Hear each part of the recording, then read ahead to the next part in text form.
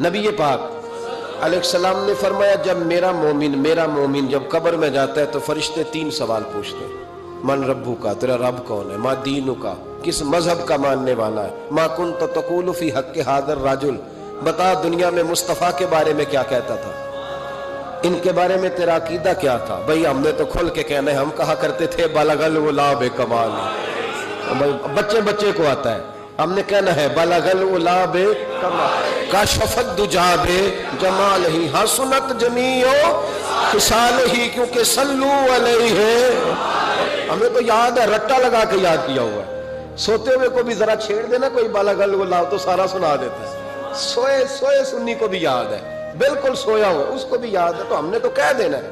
وہ ڈھونڈتے پھریں گے کہ میں کہا کرتا تھا حدوں میں رہنا چاہیے، اتنی بات کرنی چاہیے، اتنی نہیں کرنی چاہیے، ہمیں تو یاد ہے۔ ہمارے تو آپ یقین کریں بڑی سادی سی بی بی سے کبھی پوچھیں کہ کوئی نعت شاعت آتی ہے تو وہ بھی کہہ دیتی ہے تیرا کھاواں تے تیرے گیت گاواں یا رسول اللہ، بالکل ان پڑھ سادی، بالکل یہ بات اسے بھی یاد ہے۔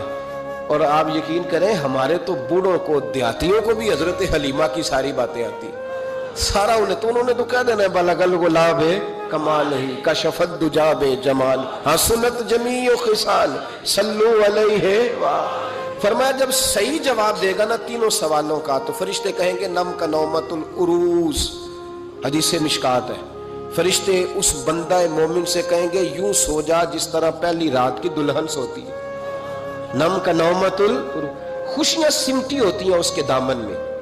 آج نا اس کی سوچ پرواز کا وہ کہیں پہنچ گئی ہے، اس کا ایک معیار بن گیا زندگی کا، وہ بات کو تکلف میں نہ لینا، اس کا حسن لینا، جس کو پتہ چل جائے میں سہاگن ہو گئی، جس کو پتہ چل جائے میں سہاگن ہو گئی، اس کی پرواز ہوتی ہے بلندی کی کہ میرا اب کوئی گھر ہے، میں اب ایک مکمل زندگی گزارنے والی ہوں۔ بھائی فرمایا فرشتے کہتے ہیں نم کا نومت العروس، اس طرح سو جا جس طرح پہلی رات کی دلہن سوتی ہے، کیونکہ اس سے اس کے دلہا کی ملاقات ہے۔